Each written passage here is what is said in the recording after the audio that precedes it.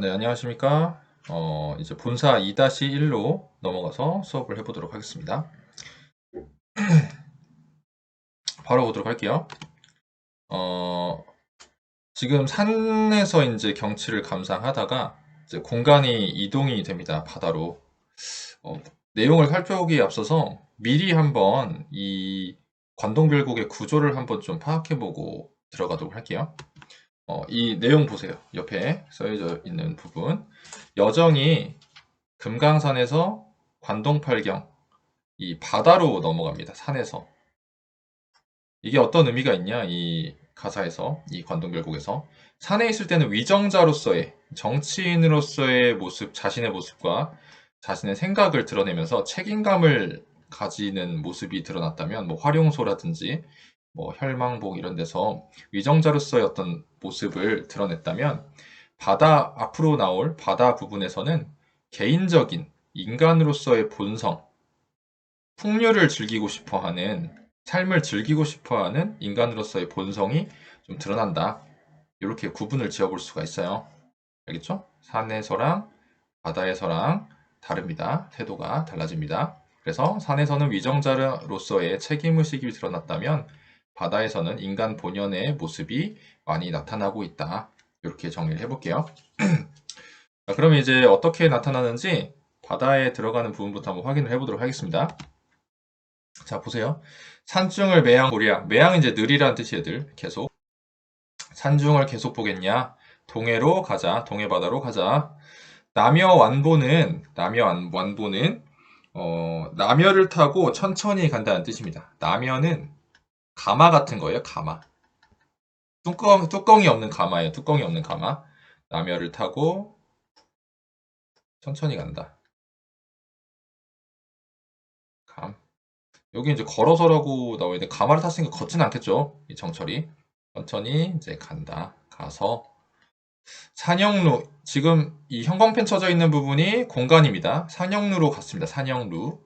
산영루에 오르니 영농벽계와 수성대조는 이별을 원하는 듯. 이별은 이제 이별이고 이 원은 원망하다 할 때 원입니다. 원망. 영농벽계 옆에 뜻 있죠? 눈부시게 반짝이는 푸른 시냇물. 수성대조는 여러 아름다운 소리로 우는 산새입니다. 알겠죠? 그래서 여기선 의인법이 쓰였죠. 의인법. 이 푸른 시냇물과 울고 있는 산새들이 마치 뭐 하는 것 같다. 나와의 이별을 원망하는 것 같다. 이 화자와의 이별을. 왜냐면 지금 산을 떠나서 어디로 가고 있어요? 바다로 가고 있죠? 그래서 슬퍼하는 것처럼 느껴진다. 이렇게 생각을 했대요. 이 화자가. 알겠죠? 자, 그 다음 행 보세요. 전기를 떨치니 오색이 넘노난다. 전기는 이 깃발이라고 해석되어 있는데 관찰사의 행렬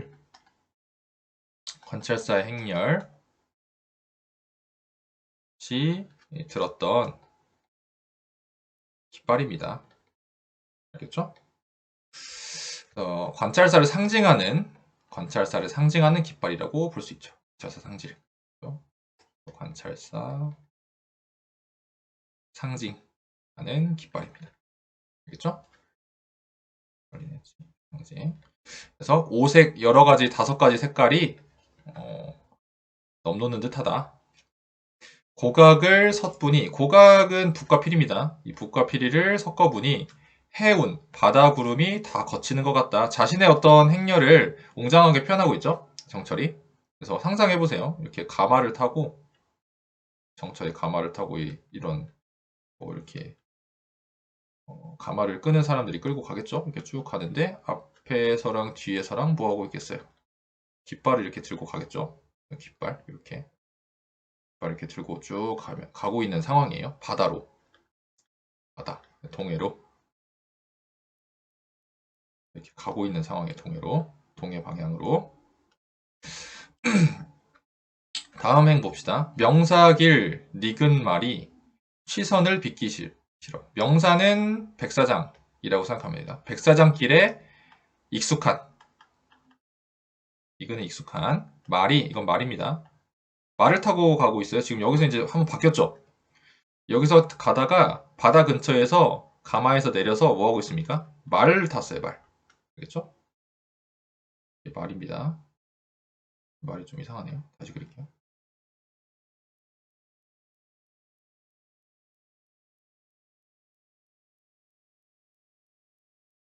네, 이렇게 말이 있다고 해보세요. 말이 이렇게 있습니다. 말을 타고 이제 가고 있어요. 말이 타고 가고 있는데, 취선이라고 표현했죠. 취선을 빚기 싫었다. 취선은 취한, 술에 취한 신선을 말합니다. 신선. 그래서 이거는 화자 자기 자신이라고 생각하는 거예요. 화자. 정철이 자기 자신을 신선에 빗대어서 표현한 거지. 알겠죠? 취한 신선을 빚겨 싫어서 바다를 곁에 두고 곁에 바다가 쭉 흐르고 있고요. 바다가 이렇게 바다 흐르고 있고 해당화 길로 들어갔습니다. 해당화는 꽃입니다. 꽃. 해당화가 이렇게 흐드러지게 펼쳐져 있는 길로 들어갔습니다. 들어가니 백구야 나지 마라 내 버진 줄 어찌아나. 백구는 갈매기입니다. 고전 시가에 자주 나오죠. 백구 갈매기입니다. 갈매기고 날지 말아라. 네 친구인지 어떻게 알고 날았냐 이런 말이죠. 얘가 이렇게 이 정철이 해당화 길로 쭉 들어가니까 위에서 뭐 누가 날았어? 네, 갈매기가 날았습니다. 그랬더니 갈매기를 딱 보고 갈매기가 나네. 갈매기가 내가 온 줄 알고 어떻게 날아왔지? 하면서 나 친구인 줄 알고 어떻게 날아왔냐? 이렇게 장난스럽게 얘기를 하고 있는 부분이죠. 그래서 이렇게 백구는 자연이잖아. 자연의 일부분. 자연과 친구라고 생각해서 자연과 하나가 됐다고 생각을 해서 이런 감정을 표현했으니까 이런 걸 보고 이제 뭐라고 하냐면 물화일체라고 하죠. 물화일체. 그렇죠? 그래서 자연 친화 사상이 드러납니다. 자연 친화 사상이 드러납니다. 자연과 마치 하나가 된 듯한 친구가 된 듯한 그런 표현을 통해서 물화일체의 사상을 드러냈고 자연 친화 사상 또한 드러냈습니다. 이해됐죠? 이렇게 바다로 왔습니다. 공간이 이동돼가지고 산에서. 자, 넘어가도록 합시다. 네, 그 다음 내용 봅시다. 금난굴 돌아들어. 이 금난굴이라는 굴을 돌아 들어가서 총석정으로 올라갔습니다. 총석정. 통천에 있는 총석정이라고 합니다. 배곡루 남은 기동 다만 내희 서있고야. 이렇게 형태수를 봐야 돼요. 이 주격조사예요. 다만 4개가 서 있구나 이렇게 해석을 해야 돼요. 이거 주격조사입니다. 주격조사. 이 배곡루는 옥황상제가 산다고 하는 그런 어떤 높이 서 있는 그 건축물이죠. 루라고 하는 게 높은 데서 이제 아래를 바라볼 수 있게 하는 옛날 건축물이죠. 남은 기둥 4개만 서 있다. 요게 이제 실제로 우리가 강원도에 있는 돌인데 한번 보도록 할게요. 저기 사선봉인데 한번 보도록 할게요. 이겁니다, 이거. 요렇게 이제 이걸 이제 말하는 거예요. 총석정에서 사선봉을 보고 있어요. 사선봉. 요겁니다. 공수의 성령인가? 이 중국의 유명한 공장이라고 하죠. 공장. 그러니까 대장장이라고 하면 생각하면 돼요. 대장장이. 명장 공수가 만든 작품인가? 귀신의 도끼로 다듬었는가? 이 귀부가 귀신의 도끼입니다. 도끼란 뜻이에요. 부가. 공수의 작품인가? 귀신의 도끼로 다듬었는가? 너무나 모양이 놀라워서. 아까 사진 봤죠? 되게 독특하죠? 바위가. 구태야 육면은 무엇을 상토똥고. 굳이 구태여 6면인 것은 6면인 것은 무엇을 형상했는가 이렇게 생각하면 돼요. 형상했는가. 그래서 총석정에 올라가서 바라본 사선봉의 경치를 나타내고 있습니다. 사선봉의 경치를 이렇게 써볼까요? 총석정에서 본 사선봉의 장관을 이렇게 표현을 했습니다. 너무 놀라서. 이제 다음 내용 넘어가도록 합시다. 네, 다음 내용 보도록 합시다. 고성을 한 저만 두고, 이 고성은 높은 성이에요. 높은 성 저만큼 두고 3일포로 찾아갔습니다. 이 3일포의 명칭에 유래가 있어요. 일단 3일포의 사진 먼저 볼게요. 이 3일포는 호수를 말하는데 강원도 고성에 있는 호수입니다. 아름다운 호수죠? 이게 3일포의 모습입니다. 이 3일포의 명칭에 유래가 있습니다. 강원도 고성군에 있는 호수인데 신라 때 네 화랑, 이 화랑, 4명의 화랑이라서 이제 사선랑이라고 합니다. 사선랑. 다시 쓸게요. 사선랑. 그래서 줄여서 사선이라고 해요. 사선이 이곳에 왔다가 경치가 너무 아름다워서 사흘 동안 머물렀다고 합니다. 여러분, 사흘은 3일을 말합니다. 3일. 그래서 3일포가 됐어요. 명칭이. 사흘을 놀아서 3일포가 된 거예요. 알겠죠? 그럼 여러분, 4일은 뭐라고 표현합니까? 4일. 나흘이라고 표현합니다. 나흘. 어떤 학생들은 사흘을 4일로 착각하는 학생이 있어요. 또는 어떤 학생이 이렇게 쓰는 학생도 있어요. 글쓰기 하다 보면 사흘을 숫자 4에다가 흘이라고 이렇게 한글이라고 이렇게 사흘 쓰는 학생도 이렇게 쓰면 안 돼요. 알겠죠? 요게 이제 맞습니다. 알겠죠? 어쨌든 3일포의 명칭은 여기서 유래가 됐습니다. 4명의 화랑이 신라시대 때 활약했던 신라 사선랑이 놀았던 곳이어서 3일 동안 놀아서 3일포입니다. 네, 그 다음 내용 봅시다.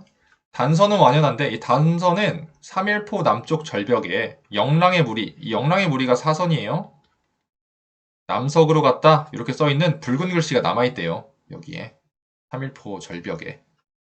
이 사선은 완연한데 뚜렷하게 남아있는데 사선은 어디 갔냐? 어디 갔을까? 이렇게 생각을 하고 여기 사흘 머문 후에 어디가 또 머물렀는가? 여기서 3일 머물고 또 어디 갔냐? 선유담, 영랑호 거기가 있냐?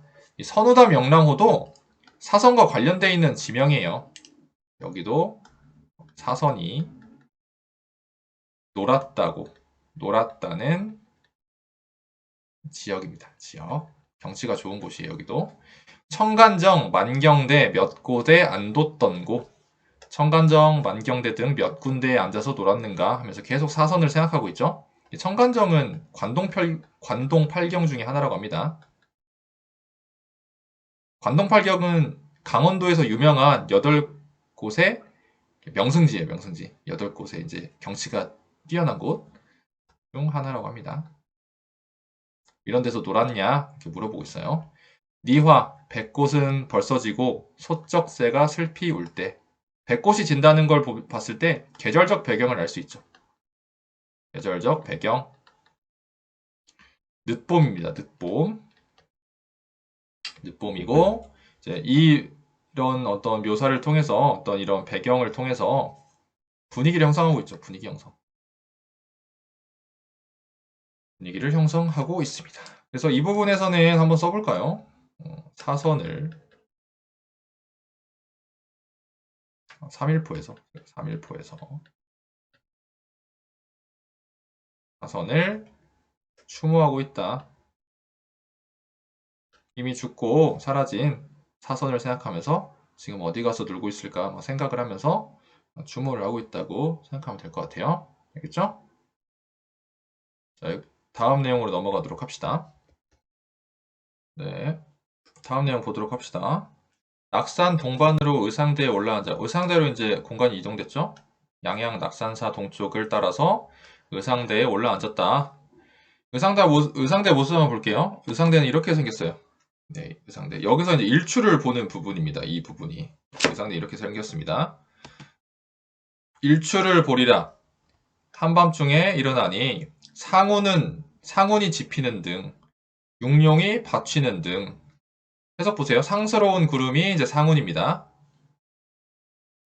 6마리의 용이 육룡이에요. 그래서 이렇게 비유적으로 표현한 거야. 이게 바닷가가 이렇게 있고 총석정이 이렇게 있다고 쳐봐요. 의상대입니다. 미안합니다. 의상대 있다고 쳐봐요. 총석정이 아니고 의상대. 의상대에 이렇게 있는데 의상대.